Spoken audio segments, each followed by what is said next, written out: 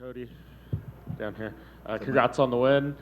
Just tell us how the fight played out in comparison to your expectations and what the game plan was tonight. Yeah, I thought the fight unraveled and the game plan was, you know, pretty well. The first 2 rounds, just believe in myself, make them miss, make them pay, believe in the wrestling. So yeah, I think the expectations were great. I think that there's obviously always something to work on, but 16 months out from the octagon, we'll take a win. How much of, when you're fighting in there, is it you fighting yourself to a degree? And we know, what your natural instincts are in a lot of these fights. Do you kind of have to fight outside of yourself a little bit sometimes? Yeah, for sure. Obviously I'm a savage, and so it's hard to contain that. And Coach Dewey was a phenomenal job at reminding me all camp, all week, in between rounds. Composure, champion. Composure. Don't. I see these shots and I just want to go. It's sometimes you just gotta, keep the composure. And get back to the win column. And so forever grateful for him. His coaching, his mentality. Chase Pammy, Javid Basharat was in my corner as well. They gave phenomenal advice throughout the whole 15-minute duration of the fight. Obviously, you talked a lot about media day, about what you've been through in the past couple of years and leading up to this fight. Because of that, is this one of the more gratifying wins? Obviously, you've had bigger ones in terms of magnitude, but in terms of importance. I honestly think every fight is, it's our Super Bowl. It's everyone's Super Bowl. We don't get 16-week season. We get a fight, and then hopefully you win and don't get injured, and you can go back fighting in a few months. So. Yeah, it's a huge fight. To get a win. This sport is evolving so much. It's phenomenal. I mean, you look at some of these fighters that are having their debut and the skill that they bring inside the octagon. It's pretty phenomenal. The sport's amazing. I'm truly in love with it. The passion's back. I had a lot of fun in there. The build-up, I had a lot of things going on in the last 16 months. I mean, even prior to last week, to this morning, I had so many things that were just trying to block and not make me get to the octagon. I ended up injuring my neck. Had to have a nerve block put in my neck last week. I was my last takedown in my warm-up this morning. I ended up slamming my neck, getting a huge stinger, losing all full range of motion of my left arm. And I'm just like, what? There's never going to be an ideal situation. Just like in life, there's never going to be an ideal situation. So I just was excited and believed in myself. Did some meditation. I've been working with Micah at the UFC PI on the mental fortitude and the mental strength. And, through these losses, we're judged off of wins and losses in our career. So through these losses, I would try to, do something different that I've never done, in a physical aspect. I got to train harder. I got to do this. I got to incorporate this.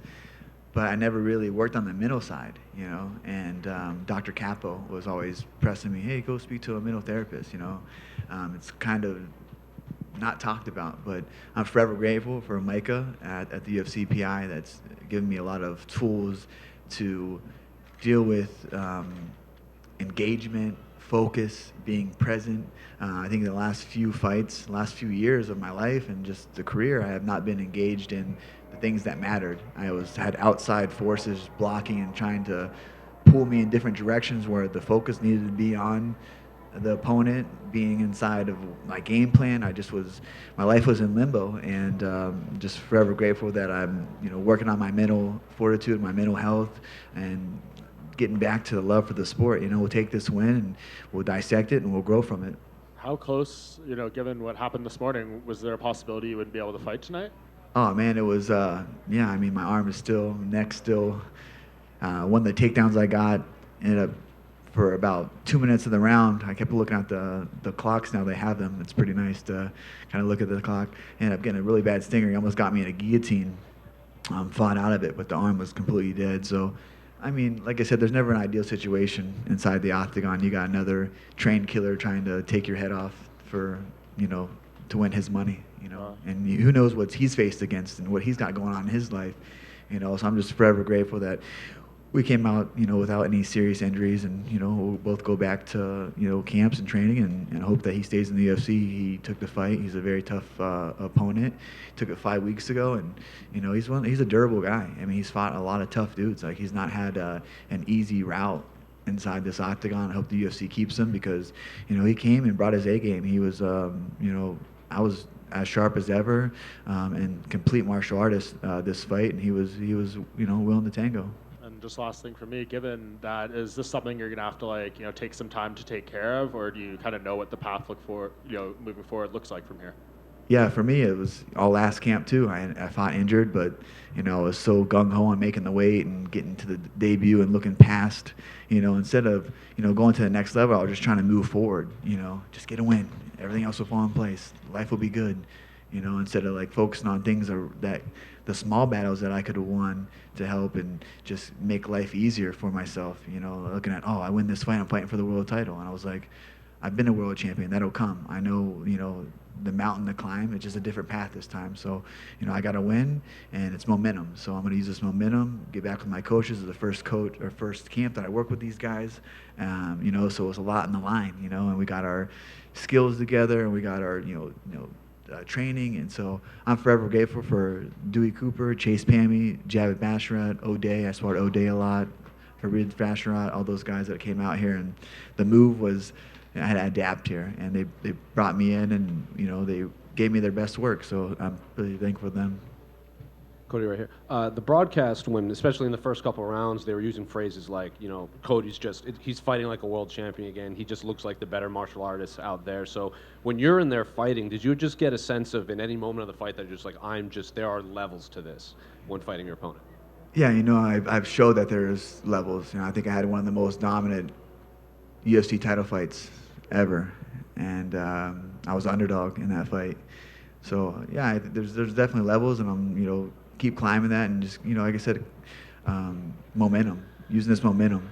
2016 I had momentum. I was unranked from world champion the same calendar year, and not many people believed in me, but the UFC gave me the opportunity, and I ran with it. So it's going back to momentum.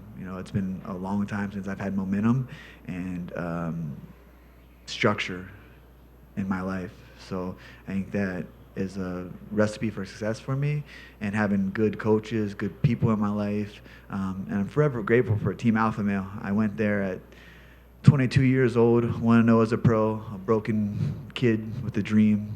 And Uriah Faber brought me into the camp, and I was covered in tattoos, and I didn't fit the Team Alpha Male clean cut, 12-pack persona that they portrayed there. But he asked me what I wanted to do, and I was like, hey, I want to be a world champion. I was 1-0. I'm sure he's had thousands of men and people tell him that he wanted to do that, come into his gym, and he shook my hand, and he said, all right, I got the 5-0, got in the UFC, and 11-0 as a world champion. And forever grateful for those guys. I love them. Those are my family. Also, I want to give a huge thanks to Mark Henry, Ricardo Almeida, Frankie Egger. I did a lot of camps up there in the past, and their knowledge and the love and the time that they spent with me to help me, in this career and this journey. I'm grateful for everyone that's helped me out and where I'm at now. And obviously, it's been a while since you fought at bantamweight, but in that time frame, there's been a lot of people consider this to be the most talent-rich division in just all of MMA. You're a massive name. There's obviously a lot of young people coming up. At one point, do you just step back and you look at the lay of the land and see what you want next for your opponent? Yeah, for sure. I mean, I'd like to fight International Fight Week in July. That's something that I've always wanted to fight on. I think it's a great card. It's right around my birthday. I was slated 3 or 4 times to fight there, and it's never prospered. So hopefully that I can get on that card. Gives me enough time to get back with my coaches and team and reassess and grow from this momentum and win that we've had. And I think July is a great card. Whoever they want to give me, we're prepared. Coach Dewey and Javid and Coach Pammy will have me ready. Well, given that you keep using the phrase momentum and you're a popular name, former champion, do you think you can dictate who you want to fight next, or do you want this kind of slow momentum build-up? That this is momentum, any momentum. So I like to fight whoever. I truly believe I'm one of the best in the world. I've proven that. I can keep proving that time and time again. As long as the love and the passion, and I keep working on my mental fortitude, going inside these octagons and keeping my life staying and stable and structurized, I don't believe anyone can beat me in the world. Wondering, what was different for you in this camp? What was more emphasized? Was there something more with your technique, or like you mentioned, mental fortitude? What was the main focus of I think there were so many factors that contributed to the victory. Dewey Cooper is a phenomenal coach. Moving out here, getting to work with them, I was, when you work with new coaches, like he never tried to, change me at all. A lot of the coaches, would try to reinvent the wheel. I'm a Ferrari at the end of the day. Coach Dewey wasn't trying to put new wheels and tune-ups on me. He was just polishing me up, and making me believe in myself, believe in my kicks, believe in my speed and the power and the vision and the footwork, and just, he's a world champion. He's world class, and what he's able to do inside his career to showcase to us. I mean, he's there for a reason, and his heart and energy that he puts into each one of his fighters, I just noticed throughout camp. I'm like, man, this guy really loves the sport, but he loves the people that's down for him. So just that, the structure that we went through, the things that we were working on. Getting back to the wrestling, Coach Chase Pammy has an amazing Gold Rush Wrestling Academy out here. And he's like, the first time I worked on him, he's like, you can really wrestle, man. He's like, believe in your wrestling. And that's what we did, believe in your wrestling. It's mixed martial arts. So to be able to use that and use those tools instead of just striking, and it opens up so much more. And obviously going with my stablemates, O'Day, the Basharat brothers, Amir. I mean, there's been so many. Twilight Timmy, this kid's going to be in the UFC. You should see this kid. He's phenomenal. Just turned 24 years old. Phenomenal training partner. You tell him to be there at 6 a.m., he's there 6 a.m. ready to go. You tell him to be there any time of the day. Sunday, he's there. He's got the work ethic. He reminds me a lot of myself, a young kid that just is at everybody at camps, wants to help out. And I truly believe that he'll be in the UFC within the coming months. And so just the stablemates that I had, to keep me sharp, but also the middle focus that I had, and also, the move to Vegas, obviously going through a divorce and, redirecting my life. It's not just me, it's my ex-wife. It's, she has a life as well. We have a child that we love dearly he's such a blessing to me, and this one was for him. This one was definitely for him, just to showcase whatever you go through in life, you can always just, rise above. I always tell him that, life's not fair. You got to work for what you want, and, he turns 5 next week, so I'm just grateful that I got this win. I get to go and celebrate his birthday at Disneyland. That's something that he's wanting to do, go see Spider-Man. So just so many key factors played a huge role in this victory and where I'm at in life. And I'm just thankful that I have a good team, good people around me. And, whatever you're going through in life, there's ways to correct it. There's ways, if you feel like there's not going to be a tomorrow, you can go get help. For me, it was seeking mental help. There was something that was off. There was something. I was walking down to the octagon as a world champion after trying to regain that, and I wasn't engaged, and I had to seek help. You're not weak to do that. This is our life, and everything. Our performances are broadcasted across the world for everyone to judge and to see and to harp on. They don't know that we're humans at the end of the day. We still go through everyday things that, if you call it, regular humans go through. They put us on a pedestal, but I truly believe everyone ties their shoes the same way. Some people just do it differently. Hey, Cody. It seemed like you ate a couple clean shots in that third round, man. How did it feel to kind of shut the doubters up that you can't that you can still eat a punch? Yeah, for sure. I mean, that's the thing. I think in my performances, I didn't give a fuck. That I would go in there and just kind of be reckless and give myself, when you meet force with force, what happens? A collision. You got someone coming forward, and it just happens. And I just think the mentality. He hit me some clean stuff, and it was fine. He got me in a deep guillotine. With my arm was completely numb, couldn't feel it, but. We train for those. We're prepared for, the worst. We're prepared for the worst, but we train for the best outcome. But yeah, it's nice to, obviously not get punched and kicked in the face. No one, who likes that? That's not fun. It's not enjoyable. But yeah, it's it's a fight. Nothing's perfect. You're gonna get hit in there. You're gonna get taken down. You're gonna maybe get tired, but you gotta have that mental fortitude to push past all that, and that comes through preparation. And putting the work in. And finally for me, man, can you just talk about the pressure you had on your shoulders?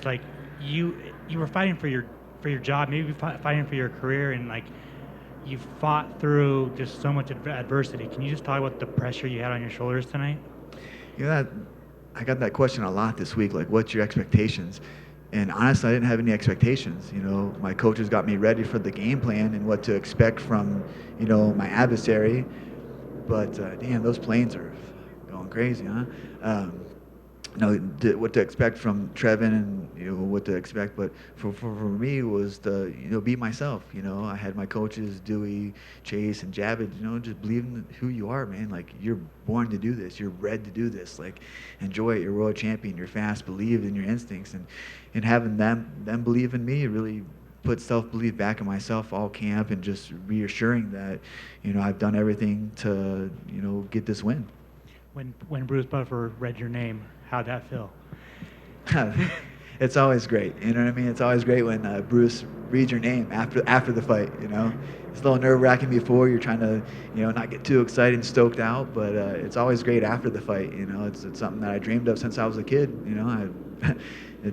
It's something that at my darkest times as a child growing up, I was always thinking about Dana White wrapping the world title around my waist and Bruce Buffer saying, "And new," or "And still." So it's the dream's still alive, you know. The passion's there, you know, as long as I want to do this for. Congrats. Thank you. Cody, congrats on the win. I know you mentioned during media day that 25 is not a problem, but at 35 tonight, your footwork was there, tank gas looked great. Even with the stuff that you disclosed came up, how awesome did you feel tonight? Because you looked pretty solid all 15 minutes. Yeah, I felt great. You know, we prepared for that. I had great training partners. I had, you know, things happen in camp that, you know, there's never ideal situations, you know. And I think one of the best quotes that Coach Dewey said to me since being under his wing is that it's not matter how you feel, it's what you do. You know, there's just things that you're gonna wake up and feel like shit, you know, and there's gonna be outside forces trying to block greatness, you know, always. That's, you know, there's always evil things trying to block good things in this life, and that's something that I've taken this, you know, since he said it. You know, I think it was to another you know, fighter that he trained, but he just said, it's not matter how you feel, it's what you do, you know. So with everything going on past 16 months, the surgeries, the, you know, the little setbacks, the fight's not prospering, I just took that into consideration. Like, that's true. It doesn't matter how you feel, it's what you do, and we had to go out there and get a job done. Yes, sir, agreed. And to piggyback off, how was it? Did it add to tonight having your new family win? You had the teammates win. You had Coach Cooper. Did that just bring things really together and you really solidify, like, okay, we're firing on all cylinders tonight? I think that obviously a win is great, but to see like the happiness from your corner and people that grind with you day in, day out, and do this with, you know, that's family, you know, that's added family. And that just makes me feel so much better to see how happy they are, you know, for me and, you know, what we've been through. And, you know, I'm just excited to have them in my corner, and I truly believe the sky's the limit. You know, I have some phenomenal stablemates that are going to be fighting at the top level for years to come. The Basharat brothers are going to be there, you know, to sharpen those skills with them. Is phenomenal. Like I said, Twilight Timmy, he's going to be here. We have a great, Coach Dewey has a great stable of fighters, and a lot of them come to him because of who he is and what he brings to the table, and the energy and the love and just the passion. So we have a good stable of fighters, and, you know, you see it. We just went 2-0 tonight with Farad's win and my win. The week before we had O'Day. We have Marvin Vittori fighting next week in London. So it's keeping this ball rolling. Excellent. Thank you, sir. And congrats on this win and this awesome gift for your son next week. Yeah, thank you.